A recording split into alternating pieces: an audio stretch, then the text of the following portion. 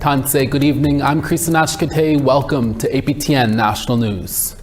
In the city with the highest urban Indigenous population in the country, the riding of Winnipeg Centre is also home to the highest percentage of Indigenous voters. It's one of 36 First Nations swing vote ridings identified by the AFN and the home of APTN headquarters. APTN reporter Sierra Bettens gives us a closer look and speaks to the candidates looking for your vote. We're essentially a tapestry of many different peoples, and we seem to come together in a mosque, for example, or a bingo hall. Like there's very many different places that we come to interact, and it's really beautiful to see. From art galleries to community organizations to APTN HQ, Winnipeg Centre is the heart of the city, and its MP, NDP incumbent Leah Gazan, has her finger on its pulse. It's no secret that Winnipeg Centre is one of the poorest ridings in the country. We are a dynamic community, rich with ideas and commitment, and it requires an MP who actually lives in the riding, who works with community, and I hope to be able to do that after the election is finished. According to 2021 census data, the riding has an Indigenous population of around 18.3%. over 3 times that of the rest of Canada. An Indigenous MP has held the riding seat since 2015, when Cree Métis Liberal MP Robert Falcon-Ouellette came into office. Since taking that seat in 2019, Gazan has secured funding for dozens of community-led initiatives and implemented the Red Dress Alert pilot for MMIWG2S. Support from the NDP. It's why we have a red dress alert system. It is our party that provided support for me to even, push forward and receive unanimous consent to recognize what happened in residential schools as an act of genocide. 6 candidates are running in the Winnipeg Centre electoral district. Donald Grant, a member of the Saugeen Anishinaabe First Nation, is running for the People's Party of Canada. Grant says the PPC's commitments to Indigenous peoples includes replacing the Indian Act, respecting the Constitution and treaties, and expanding on reserved property rights. I would like to see is these cards here. So when you go to any gas station, you go to any food store, whatever, to scan this card or make it a strip where you're no tax at no matter what store you are in Manitoba. At 23 years old, Liberal candidate Rahul Walia's resume includes interning under the late Senator Murray Sinclair, co-founding a social impact fund, and working in the Ministry of Transport. Obviously, I'm a young person, and seeing what's been happening with rising cost of living, housing shortages and inaffordability, these are issues that affect young people quite greatly. If elected, he wants to advance housing, expand Jordan's principal funding, and ensure youth voices are heard. We have to talk about, housing as an act of Indigenous reconciliation, making sure that there are wellness centers and community-based housing programmings that are meant for Indigenous folks, but also on the national and provincial scale, investing in their communities back home. The riding's Conservative and Green Party candidates were not available for an interview by airtime. Winnipeg Centre is one of 36 First Nations swing vote ridings identified by the Assembly of First Nations. Sierra Bettens, APTN National News, Winnipeg. Pierre Poilievre says if elected, his party will be tougher on crime. For example, judges will impose consecutive sentences on those found guilty of murder. Poilievre also says the Conservatives will impose a 3 strikes and you're out law. Poilievre announced his plans at a press conference in Montreal last week. He says the Liberals are not doing enough to stop crime and allowing those convicted of a crime out too quickly. Poilievre says he will bring in tougher sentences for intimate partner violence and secure the border against drug trafficking while treating Canadians suffering from addiction. He attributes short sentences to being a reason why crime is continuing in Canada. Poilievre says a Conservative government will stop criminals who have been convicted 3 times from ever getting bail, probation, or house arrest.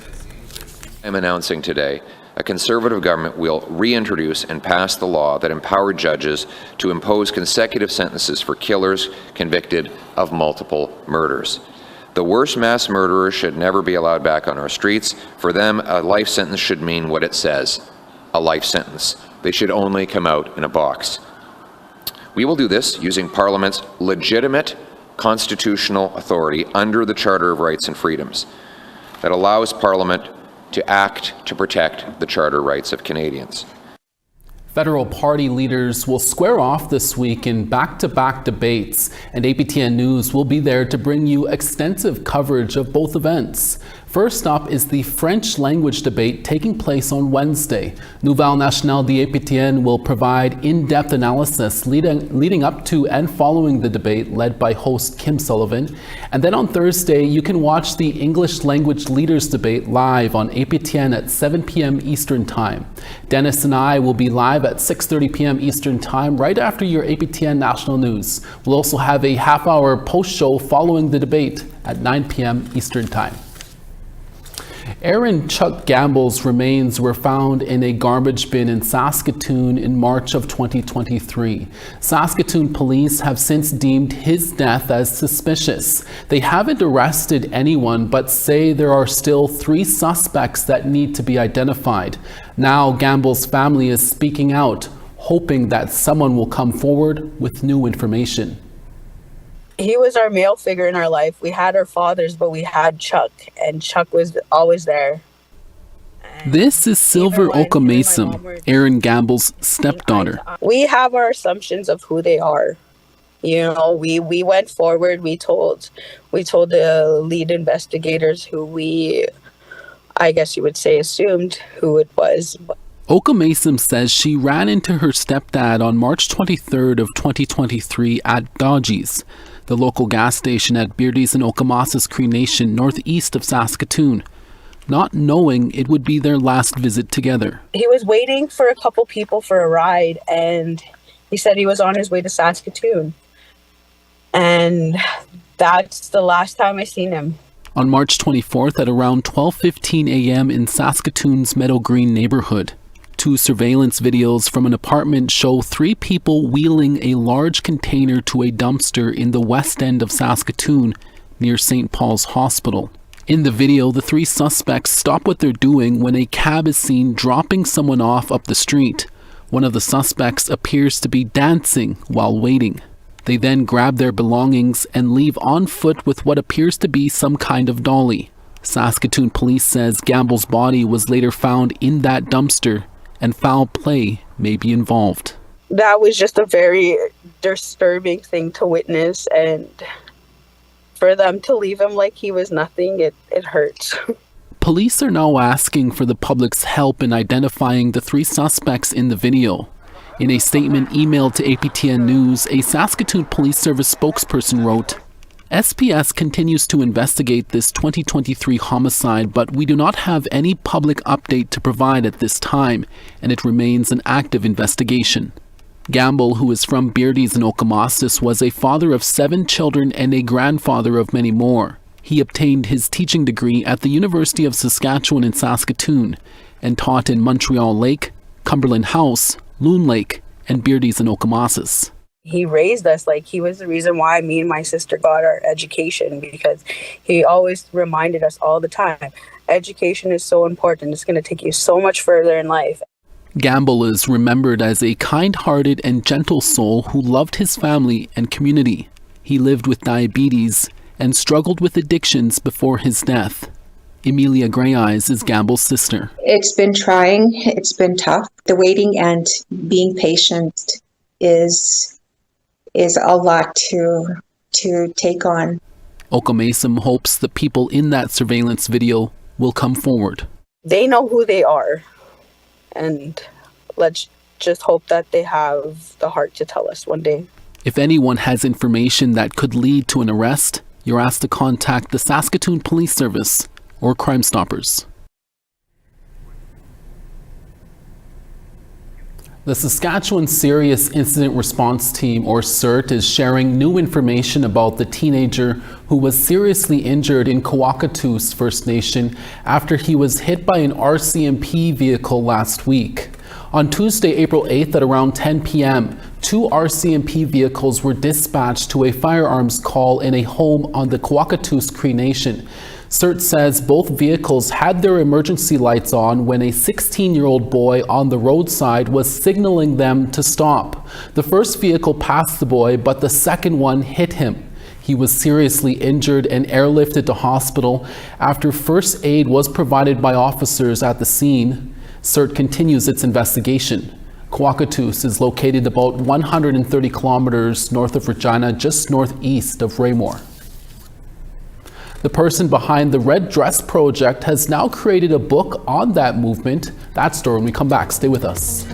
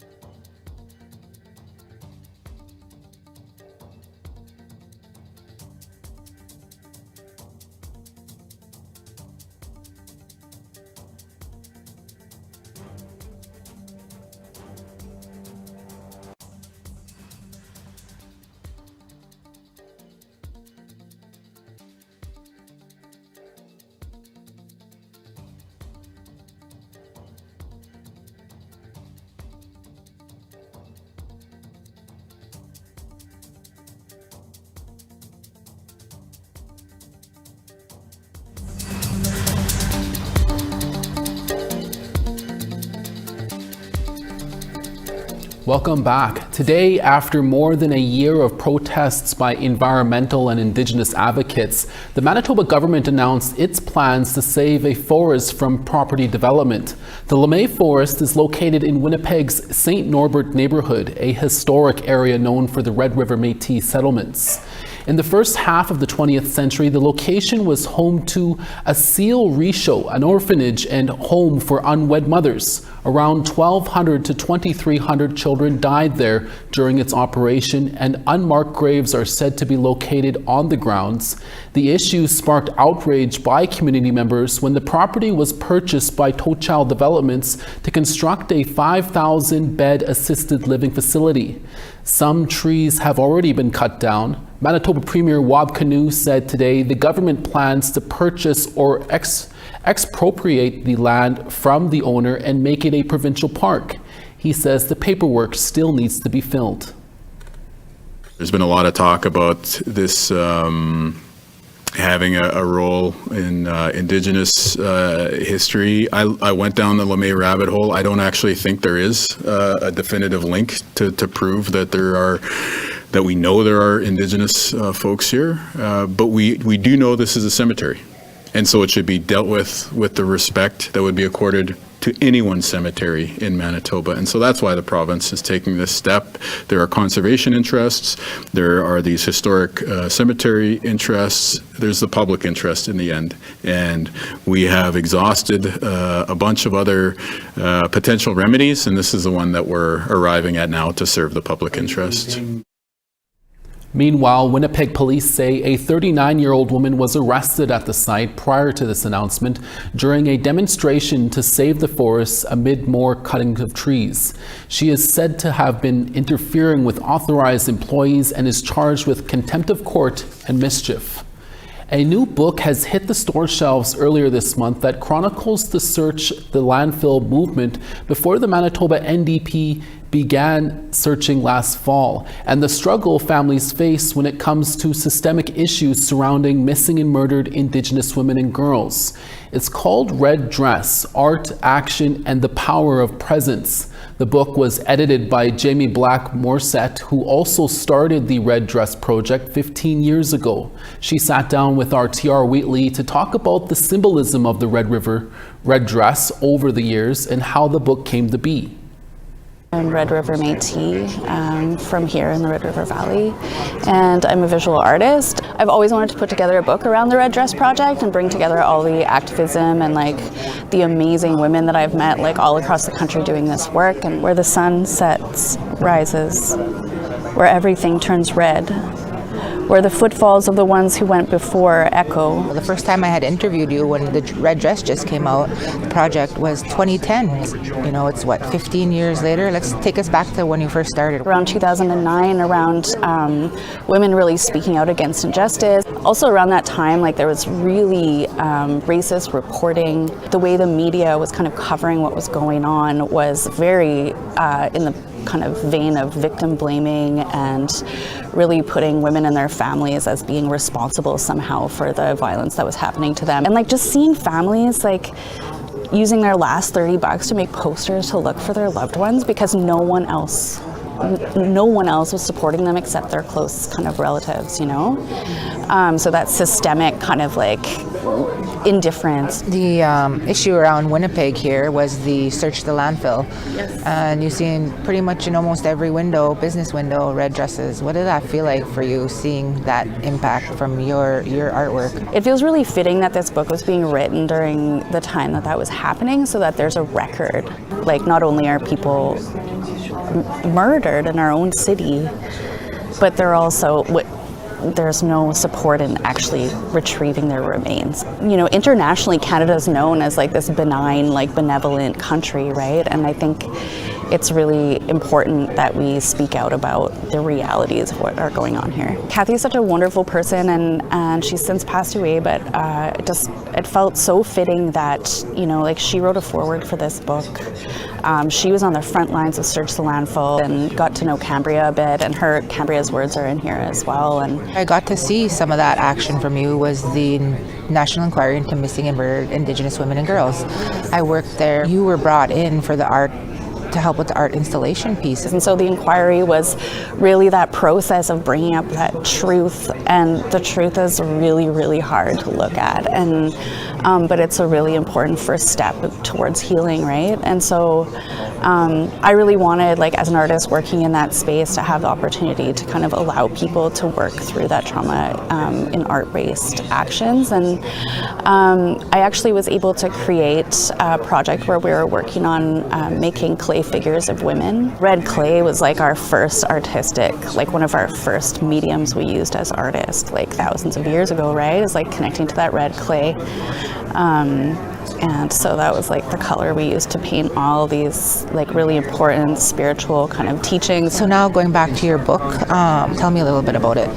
Yeah, I have Indigenous academic women who are involved in the art, Indigenous women who are involved in the arts and creativity, that field, and just really bringing all these voices together. I actually learned Christy Belcourt wrote a piece about Maria Campbell's film called The Red Dress, I believe, that came out in 1980. That's when I was born. So now you guys know how old I am. So I didn't even really know about that film. And then Christy Belcourt submitted this essay by connecting to the red dress. It's not something I made up. It's something that existed and had that power before I came to it. Also maybe globally, has had that power, and that it's hard to explain because it's a spiritual thing, I think. And so by using that symbol of the red dress, we're connecting to so many who came before us, and also kind of looking to what the future can be. Tell stories without speaking. The wind becomes our words, coming in gales, shake tent, eagle wings, salt tears. We dream the revolution. We dream the revolution. Thank you, TR. A number of Indigenous women got to showcase their art in Winnipeg. That story when we come back. Stay with us.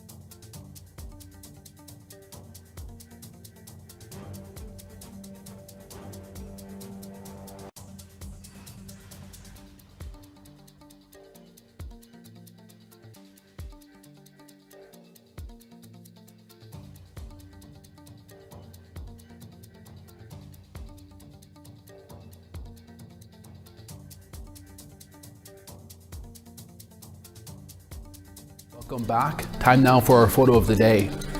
It was a beautiful day and John Crusheen sent us a picture of Grant's Old Mill, an historic site located in Winnipeg, Manitoba. Thanks for that picture, John. For the chance to be our next photo of the day, send us your pictures to share at aptn.ca. Now let's take a look at tomorrow's weather forecast. Starting on the east, St. John 6, Charlottetown 8. 1 in Cartwright, La Grande River 3. Quebec City 8, Montreal 12. 6 in London, Sarnia 7. Thunder Bay 5, Wawa 1. Puckatawagan 3, Thompson 5. 6 in Princess Harbor, Barons River 7. Saskatoon 17, Regina 16. 16 in Meadow Lake, La Ronge 8. 9 in Fort McMurray, Peace River 9 as well. 19 in Lethbridge, Calgary 17. 12 in Vancouver, Campbell River 15. 9 in Fort Nelson, Smithers 9. Old Crow 3, Rock River 0. 2 in Yellowknife, Wrigley 9. Minus 11 in Sax Harbor, Polituck -1. Minus 16 in Chesterfield, Whale Cove minus 15. And Iqaluit -7, Aglulik -16.